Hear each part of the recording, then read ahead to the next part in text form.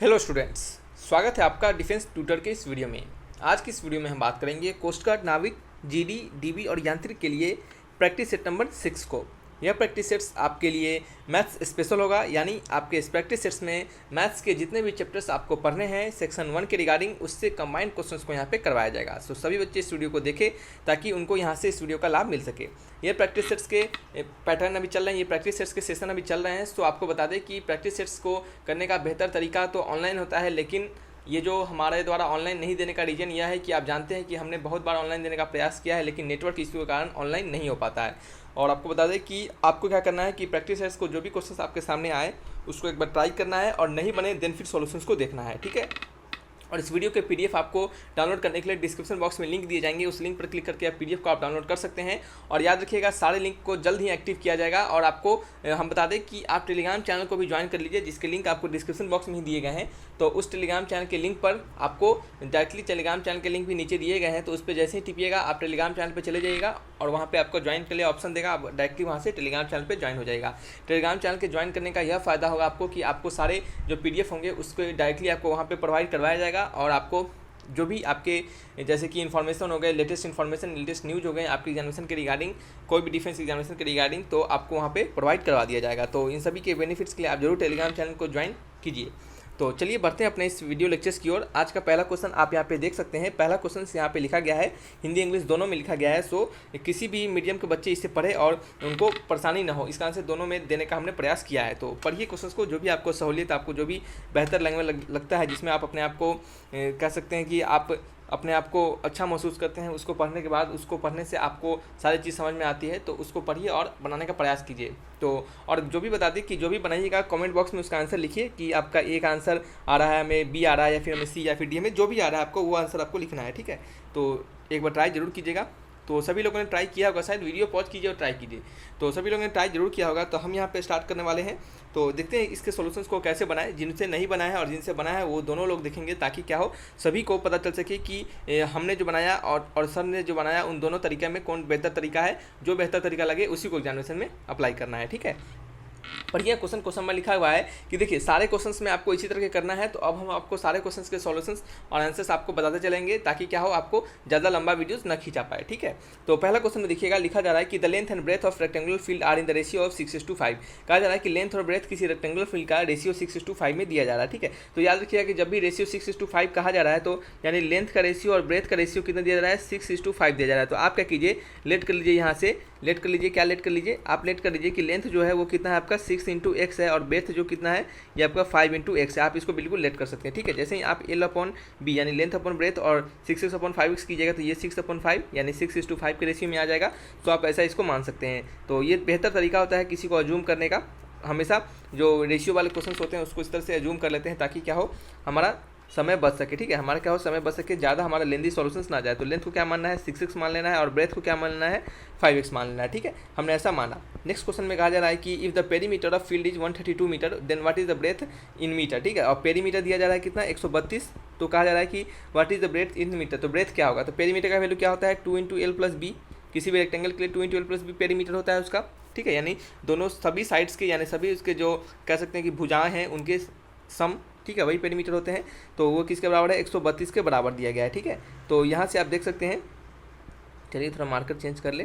तो यहाँ से आप देख सकते हैं क्या कि 2 × L हमने माना है 6 और B माना है 5x। तो 6 5 कितना, 11x, ठीक है। 11x = 132। तो x = कितना हो गया, 132/11 दूना 22। क्या हो गया, 132/11 दूना 22। तो यहाँ से आपका, ठीक है, तो ये कितना 6 टाइम कटेगा आपका। तो यहाँ से x का वैल्यू कितना मिल गया आपका, x का वैल्यू मिल गया 6। आपको ब्रेथ का वैल्यू निकालना है, तो 6 × 5 × 6 क्या कर दीजिएगा, 5x है तो 5 × 6, तो 5 6 30 मीटर। ये क्या हो गया आपका ब्रेथ का वैल्यू हो गया। अगर लेंथ पूछा जाता है तो 6 × 6 ये आपका कितना होता है, 36 मीटर, ठीक है। तो आंसर मैच करेंगे। ब्रेथ का वैल्यू पूछा जा रहा है तो 30 metre, option number B is the correct answer, ठीक है।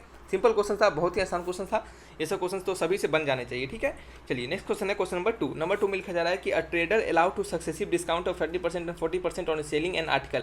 इस तरह के क्वेश्चन हमने आपको बताया है शायद इससे पहले ही। अगर आपको नहीं पता हो तो यहाँ पे सीख लीजिए, क्योंकि ऐसे क्वेश्चन जो होते हैं वो डायरेक्टली फॉर्मूला पे पुट करके आंसर मिल जाते हैं। इसमें ज़्यादा कुछ सोचने का जरूरत ही नहीं पड़ता है, ठीक है।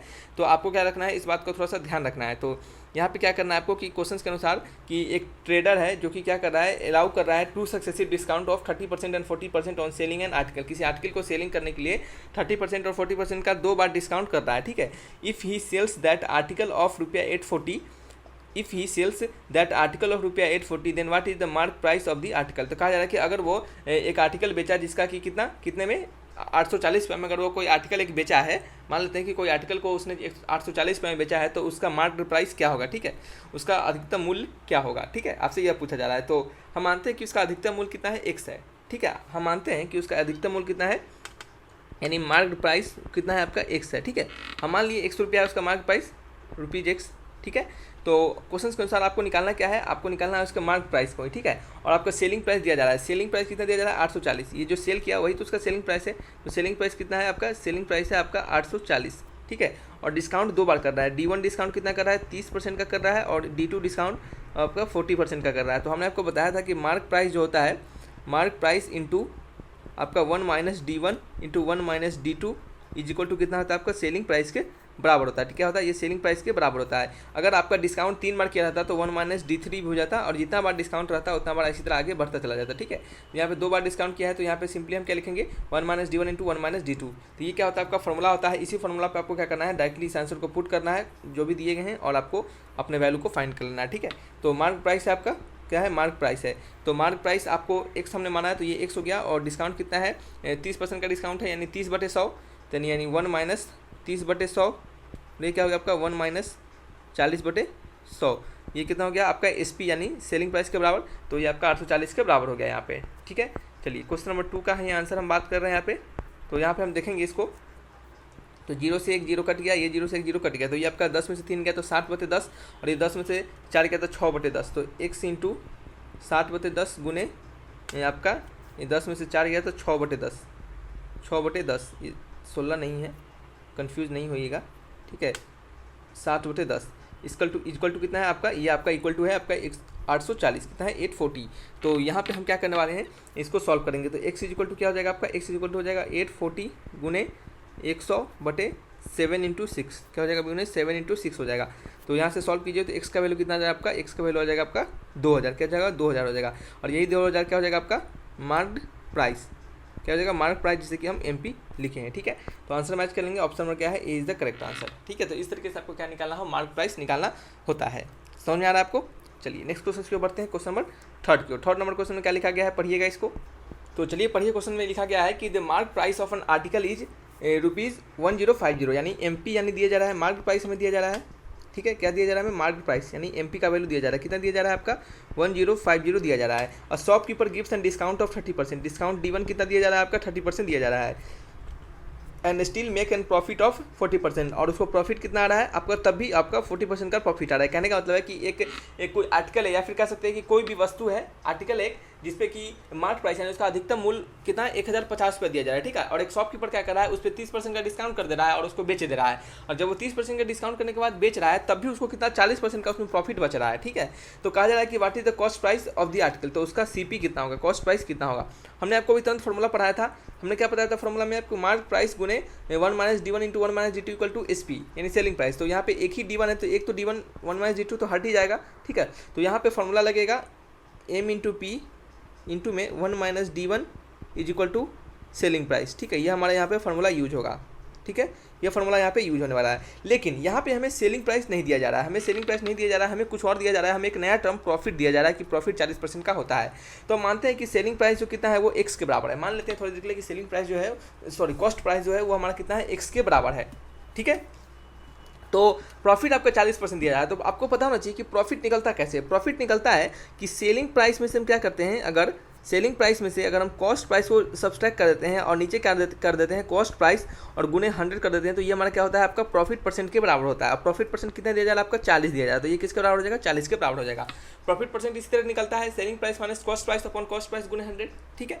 ये हमारा क्या होता है, प्रॉफिट परसेंट निकलता है। तो यहाँ से हमने कॉस्ट प्राइस को x माना है, तो selling price minus x upon x is equal to क्या हो गया आपका, ये 1 0 से 1 0 कट गया, तो ये क्या हो गया 4/10 हो गया, ठीक है। नेक्स्ट पेज ले लेते हैं, नेक्स्ट पेज में क्वेश्चन नंबर 3 का आंसर, ठीक है। तो यहाँ पे दिखेगा, यहाँ पे हम इसको सॉल्व करेंगे तो ये आपका x इधर चला जाएगा, तो SP selling price minus x is equal to 4x upon 10, तो selling price is equal to क्या हो जाएगा 4x/10 plus x equal to कितना हो जाएगा आपका 140 नहीं 14x/10। ये क्या हो जाएगा आपका सेलिंग प्राइस का वैल्यू निकल गया। एसपी का वैल्यू कितना निकल गया 14x/10 निकल गया। ये हमारा किसका निकला एसपी का वैल्यू निकला। अब हमें एसपी का वैल्यू पता चल चुका है, मार्क प्राइस का वैल्यू पता चल चुका है और D1 का वैल्यू पता है कितना है आपका 30%। तो हमें क्या एक्स का वैल्यू नहीं निकल जाएगा, तो बिल्कुल निकल जाएगा। तो यहाँ पे डाल देते हैं फॉर्मूला के अनुसार।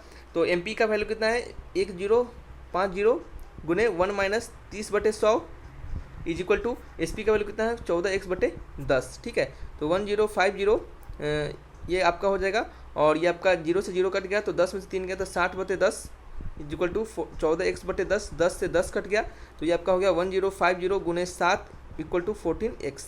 ठीक है, इज इक्वल टू क्या हो गया आपका 14x हो गया। तो यहाँ पे लिखेंगे हम x इज इक्वल टू 1050 गुने 7/14। तो यहाँ से आप इसको कट कीजिएगा, आपको कट करने के बाद वैल्यू कितना आएगा आपका, ये वैल्यू आपका आएगा 525। क्या आ जाएगा 525 और यही एक्स को हमने क्या माना है कॉस्ट प्राइस माना है। तो कॉस्ट प्राइस क्या हो गया आपका, कॉस्ट प्राइस हो गया आपका 525 रुपया, यानी option number D is the correct answer. ठीक है, तो बस थोड़ा सा इसमें चेंजिंग किया गया, फॉर्मूला वही है यूज करने के लिए, लेकिन अगर आपने थोड़ा सा आपको अगर बेसिक नॉलेज होगा, जैसे यहाँ पे अगर आपको प्रॉफिट के बारे में पता होता तभी आप इसको बना पाते। तो यहाँ पे बस आपका प्रॉफिट का फॉर्मूला लगाना था, बस दूसरा कुछ नहीं करना था। यहाँ पे नेक्स्ट क्वेश्चन की ओर बढ़ते हैं, क्वेश्चन नंबर 4 की ओर। 4th नंबर एक बहुत ही आसान क्वेश्चन है। यहाँ पे लिखा जा रहा है कि if 2/3 of P is equal to 6/7 of Q, यानी P का 2/3 भाग कितना है Q के 6/7वां भाग क्या है इक्वल है। ठीक है, तो हम लिख सकते हैं कि P into 2/3 is equal to 6/7 into Q। ठीक है, ऐसे लिख सकते हैं। Then what is P is to Q, तो बस ये तो देखिए कितना आसान हो गया, P/Q कर देंगे, ये 6/7 हो गया, नीचे आ जाएगा तो ये 3 आ जाएगा, ऊपर नीचे आ जाएगा 2, तो 2 3 6, ये आपका 3 3 9/7। तो P इज टू Q का वैल्यू क्या हो जाएगा आपका 9:7 हो जाएगा। P इज टू Q का वैल्यू क्या आ जाएगा 9:7 हो जाएगा, यानी ऑप्शन नंबर कौन सा है, option number A is the correct answer. ठीक है, चलिए बढ़ते हैं नेक्स्ट क्वेश्चन नंबर 5 की ओर। 5 नंबर क्वेश्चन में क्या लिखा जा रहा है कि if x/y is equal to 3/5, यदि x/y का वैल्यू 3/5 दिया जा रहा है। ठीक है, तो चलिए हम भी लिख लेते हैं x/y का वैल्यू कितने जा रहा है आपका, x/y का वैल्यू दिया जा रहा है 3/5। ठीक है, x/5 का वैल्यू 3/5 दिया जा रहा है। क्वेश्चन के अनुसार कहा जा रहा है कि then what is the ratio of 5x + 2y and 5x - 2y, यानी 5x + 2y upon 5x - 2y का रेशियो क्या होगा। देखिए आपको x और y का वैल्यू दिया जा रहा है 3/5, तो आप क्या कीजिए इस दोनों में न्यूमरेटर और डिनोमिनेटर यानी ऊपर और नीचे दोनों में क्या कीजिए y से डिवाइड कर दीजिए। तो ये आपका 5x/y हो गया और ये y/y क्या हो गया कट के 1 आ जाएगा, नीचे हो जाएगा आपका 5 × x/y और ये y कट के आपका 1 आ जाएगा। ठीक है, तो ये क्या आपका हो जाएगा। ठीक है, यहाँ पे x/y और x/y दोनों जगह x/y का वैल्यू आपको पता है, क्या पता है आपको पता है कि x/y का वैल्यू 3/5 होती है। यहाँ पर हम डाल देंगे 3/5, तो ये 5 × 3/5, तो क्या हो गया 5 × 3/5 + 2 और यहाँ पे हो जाएगा 5 × 3/5 - 2, तो ये 5 से 5 कट गया, 5 से 5 कट गया, ये 3 + 2/3 - 2 यानी कितना हो गया 3 × 2 = 5, 5 में से 5/1, 5/1 यानी 5 हो गया सिंपली। तो आंसर क्या हो गया आपका, ये आपका इस 2 पूछा जा रहा है, तो 5:2। तो कुछ गलती हो रहा है क्या, एक बार देख लीजिएगा थोड़ा सा, सर मिस्टेक भी कुछ हो सकता है, तो इसके लिए 5x - y है, तो 5x - y, तो y का हमने क्या किया उसको डिवाइड कर दिया, तो ये आपका 5 में से 2 गया, तो ये देखिए हमने 3 में -5 कर दिया है, तो 5 माइनस ये तो ठीक ही है। ठीक है, हमने क्या गलती किया है कि यहाँ पे 2 नहीं है, यहाँ पे क्या है कि 2 नहीं है, यहाँ पे सिंपली क्या है आपका y है, यहाँ पे 2y नहीं होके सिंपल यहाँ पे y है। ठीक है, तो यहाँ पे y जब हो जाएगा तो ये आपका क्या हो जाएगा, यहाँ पे 1 हो जाएगा और ये 3 - 1, ये 3 - 1 हो जाएगा, तो ये आपका हो जाएगा 5/2, यानी क्या आंसर हो जाएगा आपका 5:2 हो जाएगा। तो आंसर मैच कीजिएगा, option number A is the correct answer. ठीक है, हालांकि इस तरह के क्वेश्चन हमने आपको पहले भी बताए हुए हैं, सो आपको डाउट तो इसमें अब कम से कम नहीं होना चाहिए। ठीक है, नेक्स्ट क्वेश्चन आपका क्वेश्चन नंबर 6 में लिखा जा रहा है कि the mean of 50 number is 40, क्या है 15 नंबर का मीन जो है वो कितना है 40 है। If 2 number 45 and 35 are removed then what will be the mean of remaining numbers. अगर 2 नंबर 45 और 35 को रिमूव कर दिया जाता है यानी हटा दिया जाता है, तो रिमेनिंग नंबर के क्या हो जाएंगे, मीन कितने हो जाएंगे। ठीक है, तो ऐसा क्वेश्चन भी हमने आपको बताया है, स्टैटिक्स का क्वेश्चन, जब स्टैटिक्स चैप्टर आपको हम बता रहे थे तो उसमें हमने ऐसे क्वेश्चन बताए हुए हैं। देखिए हमने आपको कहा था कि जो भी हमने बताया है और वो आपको कंसेप्ट जो भी हमने सिखाया, अगर आप जिन बच्चों ने उनको अच्छे से देखा होगा तो डेफिनेट तौर पर उन्हें किसी भी प्रकार के प्रॉब्लम एग्जामिनेशन में नहीं होने वाले हैं। ठीक है, क्योंकि हमने हर एक चीज़ को बेसिक से उठाकर अच्छे लेवल तक बता दिया है, ताकि क्या हो किसी प्रकार का डाउट आपको नहीं रहे। इसके लिए आप जितने भी अग्नि बैच के जो भी लेक्चर्स हमने आपको दिए हैं, आप उन सभी लेक्चर्स को देखिए और प्रीवियस प्रीवियस बच्चे के सभी लेक्चर्स को देखिए, प्रैक्टिस सेट्स चल रहे हैं इन सभी को देखिए, आपके पास जो बुक्स हैं उनको बनाइए। इतना करके जाते हैं तो आपके पास कोई एक्स्ट्रा काम और नहीं बच पाता है, डेफिनेट तौर पे आपके सिलेक्शंस जरूर होंगे, क्योंकि ये बहुत काम हो जाता है। बहुत अच्छे तरीके से आपने जब इतना कर लिया तो आपको अच्छे तरीके से आपने प्रिपरेशन को अपना जरूर बना लिया होगा, ठीक है। तो आप इतना जरूर कीजिए एग्जामिनेशन से जाने से पहले। तो 15 नंबर के जो कह सकते हैं कि संख्याओं का जो औसत है, यानी 15 नंबर के जो मीन है वो कितना है, 40 है, ठीक है। तो हम कह सकते हैं कि उन सभी संख्याओं का सम ऑफ लिख सकते हैं कि सम ऑफ 15 नंबर्स, 15 नंबर के सम कितने हो जाएंगे। हमने आपको बताया है कि जब उसका मीन 40 है तो उसका सम निकालने के लिए क्या करते हैं, उसके नंबर में उसको 40 से उसके मीन से गुना कर देते हैं, तो 15 गुने 40 कर देंगे, तो 15 गुने 40 कितना आता है आपका, ये 600 हो जाता है, ठीक है। और ये कैसे होता है, सिंपल सी बात है कि मीन जो होता है वो कितना होता है आपका सम अपॉन आपका टोटल नंबर, ठीक है। तो सम निकालने के क्या करेंगे, मीन को क्या करेंगे, टोटल नंबर से गुना कर देंगे, क्रॉस मल्टीप्लाई, समझ रहे हैं। तो इस तरह से आपको ये करना होता है। तो यहाँ पे सम ऑफ कितना, 15 नंबर हमने निकाल लिया। हमें क्या नंबर निकालना है, हमें 45 और 35 को क्या करना है, हटाना है। तो हम लिखेंगे आफ्टर रिमूविंग नंबर,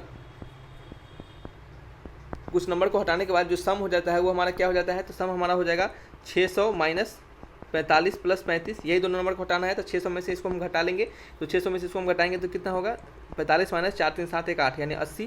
तो 600 माइनस 80 कितना होगा आपका, ये 520 हो जाएगा, ठीक है। तो हमारा न्यू सम कितना हो गया आपका, न्यू सम, नया सम जो हो गया हमारा कितना हो गया 520, और new numbers, total new numbers कितना हो जाएगा आपका, और पहले 15 नंबर था और उसमें से 2 घट गया तो कितना हो गया आपका 13 हो गया, ठीक है। तो मीन कितना हो जाएगा, यानी आपका एक्स बार यानी मीन कितना हो जाएगा, टोटल बटे सम ऑफ टोटल नंबर्स अपॉन बटे टोटल नंबर्स, यानी 520 बटे 13, ठीक है। तो 520 बटे 13 कर देंगे, तो हमने यहाँ पे 520 बटे 13 किया, तो 520 बटे 13 करने के बाद वैल्यू कितना आता है, तो ये आपका वैल्यू आपका आएगा काटने के बाद 40। तो आंसर क्या हो जाएगा आपका 40 आ जाएगा। ऑप्शन नंबर क्या है, B is the correct answer, यानी मीन जो हो रहा है उसमें कोई चेंजिंग ही नहीं हो पा रहा है, ठीक है। यहाँ पे देख सकते हैं। तो ऐसा नहीं आप रट लीजिएगा कि मीन में कोई चेंजिंग नहीं होगा इस कारण से, तो ऐसा कुछ नहीं है, मीन में चेंजिंग हो भी सकता है इस तरीके से। हमने आपको बताया है कि किस कंडीशन में कैसे क्या करेंगे कि मीन में कोई चेंजिंग नहीं आएगा। सो इस तरीके के हमने आपको क्वेश्चंस बताया जब हम आपको स्टैटिक्स पढ़ा रहे थे तब, ठीक है। चलिए नेक्स्ट क्वेश्चन की ओर बढ़ते हैं। क्वेश्चन नंबर 7 की ओर। नंबर 7 में लिखा जा रहा है कि if a chair are bought at ₹1200 each and sold at ₹1500 each, then what will the profit percentage, ठीक है। तो प्रॉफिट परसेंट कितना होगा, किसी चेयर को प्रत्येक चेयर को 1200 रुपये से गिना जा रहा है, बेचा जा रहा है कितना 1500 रुपया में, तो आपको पूछा जा रहा है कि प्रॉफिट परसेंट कितना होगा। क्या पूछा जा रहा है कि प्रॉफिट परसेंट कितना होगा। तो सेलिंग प्राइस कितना है, चेयर को बाउट किया जा रहा है, यानी कॉस्ट प्राइस कितना है उसका आपका है 1200, सेलिंग प्राइस कितना है, सेलिंग प्राइस आपका कितना है 1500। आपको प्रॉफिट परसेंट, ठीक है, प्रॉफिट यहाँ पे लिखते हैं हम, प्रॉफिट परसेंट आपसे पूछा जा रहा है। तो प्रॉफिट परसेंट कैसे निकालते हैं हम आपको अभी तुरंत बताएं, थोड़ी देर पहले हमने बताया था कि selling price minus cost price upon cost price गुने 100, यही तरीका होता है। तो यहाँ से हम इस फार्मूला को लगाएंगे और अपने क्वेश्चंस को आंसर्स को फाइंड करेंगे। तो यहाँ पे हमने क्या किया, सेलिंग प्राइस कितना है 1500, 1500 में से 1200 गया तो कितना हो गया आपका 300, और नीचे क्या होगा आपका 1200 गुने क्या आपका 100, 100 से 100 2 जीरो से आपका ये 2 जीरो कट गया, तो ये आपका बच गया 300 बटे 12, कितना हो गया आपका 300 बटे 12 हो गया। तो 300 बटे 12 करेंगे तो कितना आ जाएगा आपका, तो ये आपका हो जाएगा आपका 25%, कितना हो जाएगा आपका 25% आपका आंसर आ जाएगा। तो मैच कीजिएगा option number D is the correct answer. तो प्रॉफिट परसेंट कितना होगा 25% हो जाएगा, ठीक है। नेक्स्ट क्वेश्चन है क्वेश्चन नंबर 8। नंबर 8 में क्या लिखा जा रहा है कि if the ratio of cost price and selling price of an article is 4:5, तो कॉस्ट प्राइस और सेलिंग प्राइस, ठीक है, तो यानी सीपी का वैल्यू हम क्या मानेंगे 4x मान लेते हैं, और सेलिंग प्राइस का वैल्यू कितना मान लेते हैं आपका 5x मान लेते हैं, ठीक है। रेशियो है, हम इसको ऐसा मान सकते हैं, हमने आपको बताया है। तो क्वेश्चन को कह रहा है then what will be the profit percent, तो प्रॉफिट परसेंट कितना होगा, प्रॉफिट परसेंट कितना होगा, तो selling price minus cost price upon cost price गुने 100, यही फार्मूला होता है। और तुरंत हमने आपको बताया है ये फार्मूला आपको अभी तुरंत हमने बताया है, ठीक है। तो इसी फार्मूला को यहाँ पे भी यूज करेंगे। तो ये सेलिंग प्राइस 5x है, कॉस्ट प्राइस 4x है, तो 5 में से 4 गया तो कितना x बच गया, नीचे कॉस्ट प्राइस यानी 4x गुने 100, x से x कट गया तो 100 बटे 4, तो 4 से 100 कितना टाइम्स कटेगा, तो 25 चौके 100, कितना 25 चौके 100, तो ये कितना हो गया आपका, ये भी आपका 25% ही आ गया। तो पहले वाले का ऑप्शन डी था 25 ही था, और दूसरे वाले का भी ऑप्शन क्या है आपका, ऑप्शन नंबर कौन सा है, ऑप्शन नंबर ए है, ठीक है 25%, ऑप्शन नंबर क्या है ए इज द करेक्ट आंसर। तो इस तरीके से क्या होता है इन क्वेश्चंस को बनाना होता है, बहुत ही सिंपल क्वेश्चन होता है। अगर आपको अच्छे से कह सकते हैं कि कंसेप्चुअल नॉलेज होगा, अच्छे से आपको तरीका पता होगा कि कैसे हम क्वेश्चंस को अटैम्प्ट करें, तो आपसे ये सभी क्वेश्चंस कभी नहीं छूट पाएंगे, ठीक है। नेक्स्ट क्वेश्चन आपका क्वेश्चन नंबर 9 नंबर क्वेश्चन में इसके लिए कहा जाता है कि ज़्यादा से ज़्यादा प्रैक्टिस कीजिए ताकि आपके जो भी आपने पढ़ा है वो कंसेप्ट भी रिवाइज हो पाए और नया नया क्वेश्चंस को बनाने का पैटर्न, नया नया क्वेश्चंस को बनाने का तरीका भी आपको पता चल पाए ताकि वहाँ पे कुछ नए क्वेश्चंस भी बन सके तो आप उसको आसानी से बना पाए। ठीक है, तो यहाँ पे क्वेश्चन में कहा जा रहा है कि in a school 55% of the student are girl. किसी स्कूल में 55% स्टूडेंट कितने हैं, गर्ल्स है। If number of boys are 360, अगर टोटल बॉयज कितना है 360 है, then what will the total number of student in the school. तो total number of student school में कितने होंगे। ठीक है, तो अगर किसी स्कूल में अगर गर्ल्स का जो संख्या है वो कितना है, अगर आपका 55% है तो बॉयज़ का संख्या कितना हो जाएगा आपका 100 माइनस 55। तो 100 माइनस 55 कितना होता है आपका, तो 100 माइनस 55 कितना होता है 45% हो जाता है। ठीक है, 45% हो जाता है। तो टोटल मान लेते हैं थोड़ी देर के लिए कि टोटल नंबर ऑफ स्टूडेंट अगर इस स्कूल में वो कितना है x है। ठीक है, टोटल नंबर ऑफ स्टूडेंट इस स्कूल में कितना है x है। तो बॉयज़ का संख्या आपको 360 दिया जा रहा है, तो यानी 45% बॉयज़ है तो इस x का 45% होगा, इसी x का 45% कितना है 360 के बराबर होगा। तो क्या हो जाएगा आपका टोटल नंबर ऑफ स्टूडेंट्स हमने x माना, तो आपको दिया जा रहा है कि नंबर ऑफ बॉयज़ का संख्या 360 है और बॉयज़ का परसेंटेज कितना है 45% है। तो इसी x का 45% यानी x 45% ऑफ x, यहाँ पे आप लिख सकते हैं कि 45% ऑफ x इक्वल टू कितना है आपका 360 है जो कि आपको दिया जा रहा है। तो 45/100 गुने x इक्वल टू 360। तो यहाँ से x का वैल्यू कितना निकल जाएगा 360 गुने 100/45, यही होगा आपका। तो 360 गुने 100, 360 गुने क्या है 100/45 करेंगे तो ये आपका कितना वैल्यू आएगा, तो ये आपका वैल्यू आएगा 800। कितना आएगा 800। तो x का वैल्यू कितना निकल गया 800 निकल गया। यानी कहने का मतलब है कि टोटल नंबर ऑफ स्टूडेंट कितना हो जाएंगे आपके, टोटल नंबर ऑफ स्टूडेंट्स आपके कितना हो जाएंगे 800 के बराबर हो जाएंगे।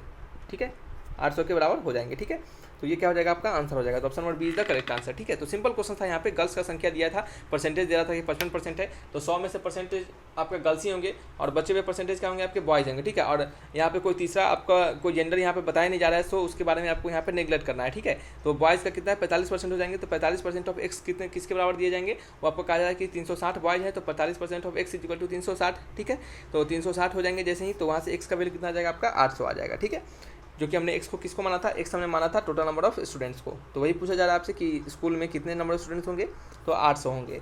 तो क्वेश्चन नंबर क्या है नेक्स्ट आपका, क्वेश्चन नंबर 10 है। नंबर 10 में लिखा जा रहा है क्या, इसको पढ़िएगा। यहाँ पे लिखा जा रहा है कि if the price of commodity is decrease by 40% and the composition is increase by 30%, then what will be the percentage increase in the expenditure of the commodity. ठीक है, कहा जा रहा है कि किसी यदि एक वस्तु की कीमत 40% कम हो जाती है तथा उसकी खपत 30% बढ़ जाती है, उसका जो कीमत है वो 40% कम हो गया और उसका खपत जो है वो कितना हो गया आपका 30% से बढ़ गया, तो वस्तु पर खर्च कितने प्रतिशत की वृद्धि या कमी होगी। तो वस्तु पर खर्च कितने प्रतिशत की वृद्धि या कमी होगी, यानी कहने का मतलब है कि what is the percentage increase in the expenditure of the commodity. ठीक है, तो उस वस्तु के खर्च पर इंक्रीमेंट होगा या फिर डिक्रीमेंट होगा। ठीक है, चलिए तो क्वेश्चंस को आपने पढ़ा। तो यहाँ पे देखिए, यहाँ पे लिखा जा रहा है कि if the price of commodity जो होता है, प्राइस का जो कमोडिटी का प्राइस है वो क्या हो रहा है, किसी वस्तु का प्राइस 40% डिक्रीज कर जा रहा है, लेकिन एट द सेम टाइम उसी समय पे उसका जो कंजम्पशन है यानी उसकी जो खपत है वो कितना आपका 30% से इंक्रीज हो जा रहा है। तो then what is the percentage increase in the expenditure of the commodity. तो परसेंटेज इंक्रीज आपके कितना होंगे, या फिर देखिए इंक्रीज और डिक्रीज भी हो सकता है। यहाँ पे क्वेश्चंस में हिंदी वाले क्वेश्चन देख सकते हैं, तो वस्तु पर खर्च कितने प्रतिशत की वृद्धि या कमी होगी। तो वस्तु जो होंगे उसके खर्च पर कितने प्रतिशत की वृद्धि या फिर कमी होगी। ठीक है, आपसे यह पूछा जा रहा है। तो सबसे पहले कि हम यहाँ पे जब भी इस तरह के क्वेश्चन दिया जाए तो आप क्या कीजिए, सबसे पहले लेट करिए। एक तो आप फॉर्मूला पे भी बना सकते हैं इसको सिंपली, या फिर आप डायरेक्टली यहाँ पे समझ सकते हैं कि अगर हम लेट करते हैं कि जो एक्सपेंडिचर है उस कमोडिटी का वो कितना है, लेट लिखेंगे, let the initial expenditure of commodity वो कितना है आपका, वो कितना है हमने माना कि 100 है, उसमें कितना हो रहा है आपका 40% का डिक्रीज हो रहा है। ठीक है, तो न्यू प्राइस कितना हो जाएगा आपका 40% का डिक्रीज होने के बाद, यानी 100 टोटल है, 100 में 40% का डिक्रीज यानी सिंपली 40 रुपये का डिक्रीज हो रहा है, तो आपका हो जाएगा टोटल 60 हो जाएगा न्यू प्राइस। ठीक है, लेकिन उसी समय पे आपका जो कितना हो रहा है, उसी समय पे एट द सेम टाइम पे क्या हो रहा है आपका कि जो डिमांड है यानी उसका जो कह सकते हैं कि उसका जो कंजम्पशन है वो कितना 30% से इंक्रीज कर जा रहा है। ठीक है, उसका कंजम्पशन जो हो रहा है एट द सेम टाइम जो कंजम्पशन है वो कितने से आपका इंक्रीज कर रहा है, वो आपका 30% से कंजम्पशन आपका इंक्रीज कर जा रहा है। तो करंट जो आपका कह सकते हैं कि करंट जो एक्सपेंसेस होगा यानी करंट जो आपका खर्च होगा, ठीक है, वो कमोडिटी का कितना हो जाएगा। तो यहाँ पर लिखेंगे हम करेंट एक्सपेंसेस ऑफ कमोडिटी,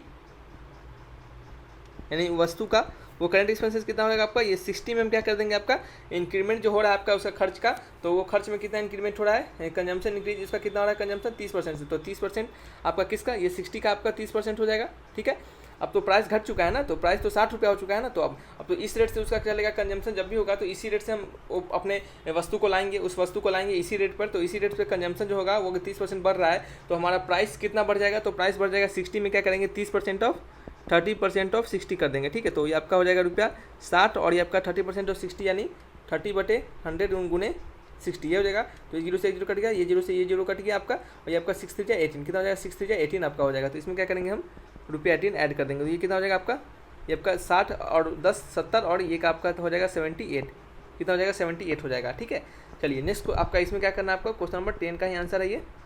तो अब हमारा जो नया जो खर्च है वो कितना हो गया आपका 78 रुपया हो गया चुका है, नया कितना हो चुका है खर्च, नया खर्च हमारा 78 रुपया हो चुका है, और पुराना वाला कितना है आपका, ये आपका है पुराना वाला 60 है, कितना है पुराना वाला आपका 60 है। ठीक है, तो आपको क्या करना है, अब आपको क्या करना है यहाँ पे, तो यहाँ पे आपसे क्वेश्चन पूछा रहा है कि what will the percentage increase in the expenditure of community, तो उस कम्युनिटी के जो एक्सपेंडिचर है उसमें कितना परसेंटेज इंक्रीज होंगे। ठीक है, तो आप यहाँ पे देख सकते हैं कि यहाँ पे हमारा 78 आ रहा है और वहाँ पे कितना है हमारा, वहाँ पे आपका है 60 है, तो अंतर कितना का पड़ रहा है, तो ये आपका अंतर कितना का पड़ रहा है बताइए, तो ये आपका अंतर पड़ रहा है कितने का, 78 में से आपका 60 का, पहले 60 था और बाद में क्या हो गया आपका 78 हो गया, क्या हो गया बाद में आपका ये 78 हो गया। ठीक है, ठीक है, तो सबसे पहले स्टार्टिंग में जो प्राइस था वो हमारा कितना था 100 का था, और बाद में हमारा 78 हो चुका है, तो 100 में से क्या करेंगे 78 को घटाएंगे, तो वो कितना हो जाएगा आपका 100 में से 78 को घटाएंगे तो ये आपका आ जाएगा, ये आपका हो जाएगा कितना 22 के आसपास। ठीक है, तो आप क्या कीजिए सिंपली 100 में से 78 को घटा दिए तो क्या बचा आपका 22 हो गया, तो 22% का आप कह सकते हैं सिंपली कि 22% का हमारा क्या होगा आपका डिक्रीमेंट हो जाएगा, क्या हो जाएगा 22% का 22% डिक्रीमेंट, DECREAMENT। ठीक है, तो चलिए यहाँ पे नहीं लिख के हम पीछे लिख देते हैं, 100 में से क्या करेंगे सिंपली 22 को घटा देंगे। इनिशियल हमारा एक्सपेंडिचर कितना था, इनिशियल हमारा एक्सपेंडिचर जो था वो 100 था, लिख लेते हैं अच्छे से, इनिशियल एक्सपेंडिचर। ठीक है, इनिशियल एक्सपेंडिचर कितना था, वो आपका ₹100 था, और बाद में क्या हो गया आपका एट द एंड घटने बढ़ने के बाद, यानी उसके प्राइस में डिक्रीज होने के बाद और उसके खपत में इंक्रीज होने के बाद जो अब एक्सपेंडिचर हो जाएगा वो कितना हो जाएगा, अब हमारा जो टोटल खर्च होगा वो कितना आपका 78 रुपये का होगा, 78 का होगा। तो यहाँ पे देख सकते हैं कि 78 में से 100 को घटाइएगा तो कितना मिलेगा आपको, तो इसका लिख सकते हैं आप कि इट मीन्स 78 - 100 करिएगा तो आपको कितना आएगा 22 का आएगा। भी आप उसका परसेंटेज निकालिएगा तो क्या हो जाएगा 22%, 200% हम लिख दिए यहाँ पे, 22% क्या होगा, 22% का क्या हो जाएगा डिक्रीमेंट हो जाएगा, DECREAMENT, 22% of decrement in the expenditure.